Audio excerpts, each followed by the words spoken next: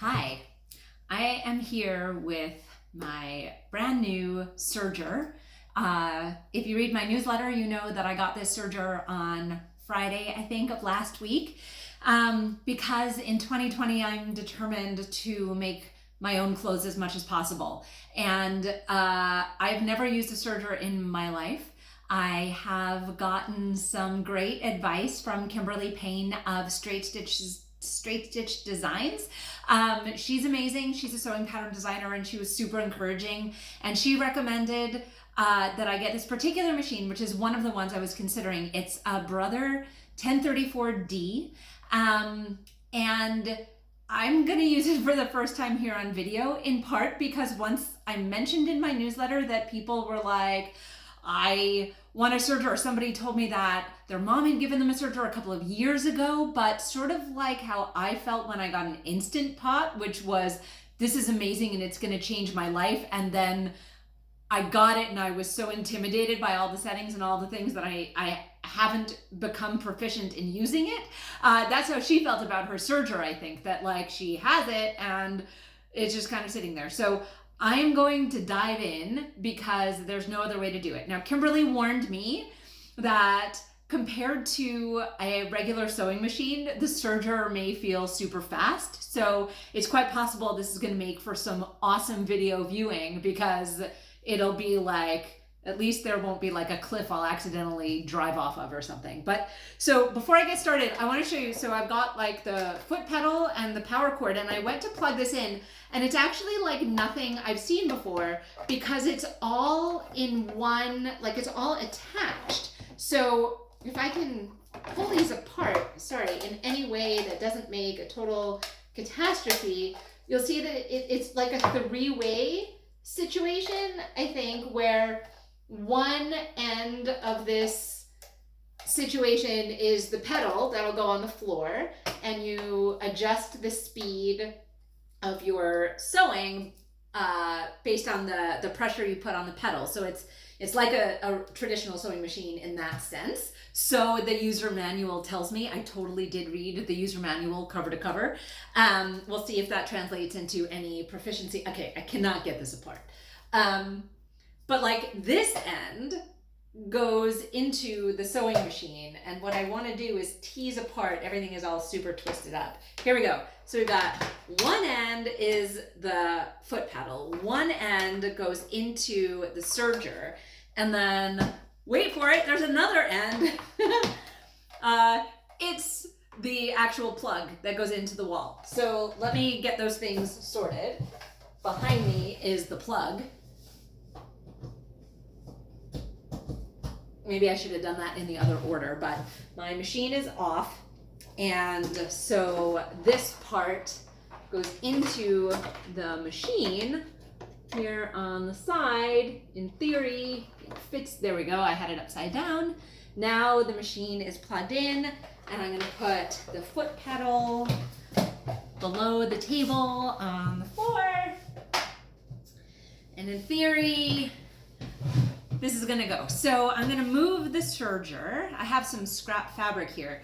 I'm gonna move this serger kind of more like so you can see it here. And you'll see it came this way.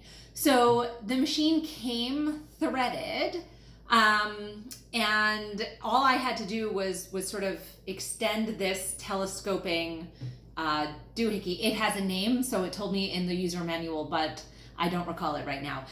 What's really cool about the way this is threaded is that the whole machine is color-coded. So you can see that these dials are color-coded. There's yellow, red, green, and blue. And these dials correspond to where the threads are threaded into the machine. So something I've read about this machine in my research about sergers is that it's a remarkably easy machine to thread.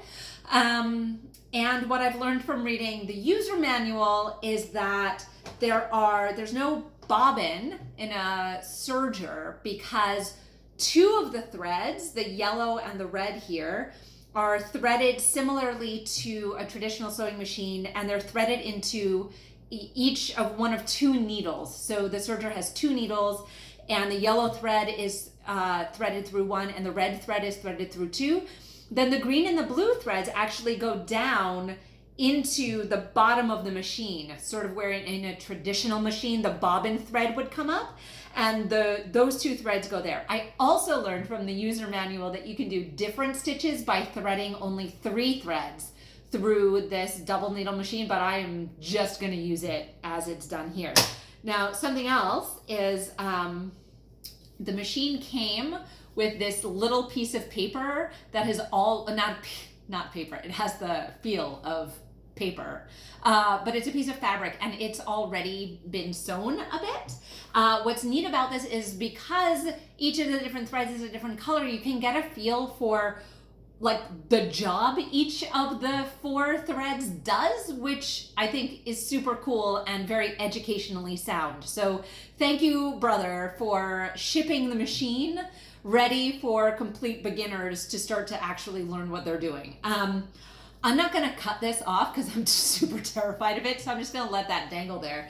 But what I've got is some scrap material I pulled out of my drawer. Thank goodness I hoard everything, and I kept all of this kind of scrap stuff. So this is just quilting cotton. It's, I like this pattern, so super nice. I've folded it. It obviously has not been ironed in 100 years, and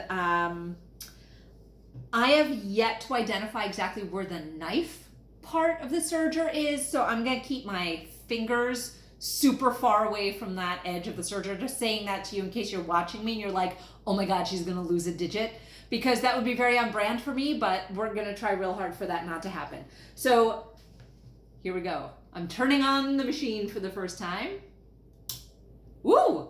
It's a very bright light. I feel like my face was in the right place to be lit up. This is a super bright light. I'm very happy with this light. Okay, so I've got my thread, sorry, not my thread. I've got my fabric, and I have learned that this lever lifts up the presser foot. You can't see the presser foot from here. So I am, oh, I don't even know if I have the knife. I don't know if this is supposed to go above or below. I'm just gonna insert the fabric. My foot is nowhere near the pedal. I don't think I can insert it farther than this. So here we go.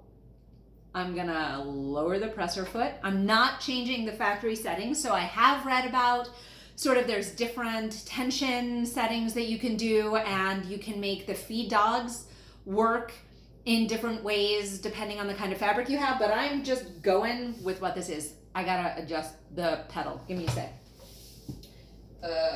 Okay. Here we go. I have to, you know what it is? The cord from the pedal is not very long. I gotta move the whole machine here for a sec. Here we go. So now, here we go. Okay. I'm stalling. I'm stalling because I'm nervous, and that is just, here we go, y'all. Here we go. Ooh, hear the hum? Oh, I found what I think, I don't even know what that is. Maybe it's the knife. Something just raised up. Oh, wait, I know, I forgot. In the user manual, it said that you need to manually advance the fabric through a little bit. So I'm gonna do that. Here, there's a dial over by my right hand, and I'm going to, oh my gosh, this is super cool.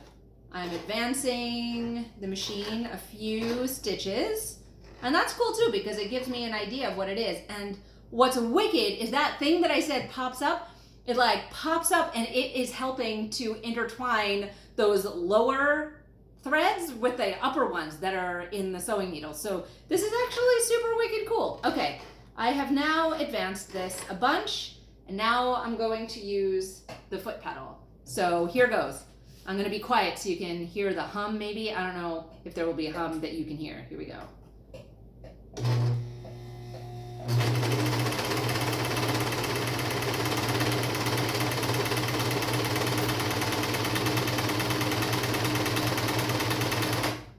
And then, okay, I got to the end of my fabric. I did not go like, whoa! I totally thought that I was going to, but I didn't. I also did not depress the pedal.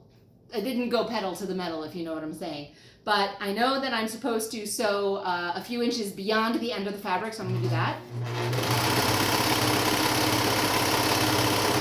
Okay, and I totally did that wicked fast, and what's really interesting to me is that when I did that wicked fast, the tail that I created looks super messed up compared to the tail that I inherited from the company. So that's really interesting.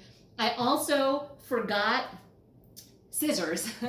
So, and unlike my wicked sewing machine, there does not seem to be like a little doohickey here, which is fair because there's a whole thing. So I can't cut this off. Woo! But anyway, I just serged. I ripped the Band-Aid off. It's more than I did with my Instant Pot 3 days or 4 days after I got it. So we're gonna call this a big win. I will say, check this out. These little like shavings of fabric came off the end because one of the cool things a serger does is let me turn it off while I'm talking, is it cuts the fabric at the end so that you end up with this beautifully serged, here you can, this is the part that it came with, but like, look at this, that's like a finished end. The user manual comes with all kinds of troubleshooting, so I suspect that this is not the best calibration of settings for this fabric, but it's not terrible. And I'm gonna stare at like the thread colors and learn what I can do. But so, whew, as promised, I said that I would chronicle my clothes making adventures here on Instagram. It's still 2019, so I feel like I've got a good like 3 weeks of kind of maybe getting a head start on the learning curve before I start to dive into this in 2020. So if you have questions because you're in a similar boat, you want to learn these things and you don't know where to start, we can learn together. So hit me up in my DMs. What do the kids say? Slide into my DMs. It seems so dirty when I don't know why that's, maybe I'm getting the expression wrong and I'm just being super old right now. Anyway, go ahead and hit me up in my DMs and I'm like happy to kind of compile like FAQs, and I won't have the answers on account of being very new to this, but we can explore the answers together. I think that is a super fun way to learn. So go ahead and do that and stay tuned for the continuing adventures of Kim and her serger. Okay, anyway, let's pretend I never said that. Okay, see you soon.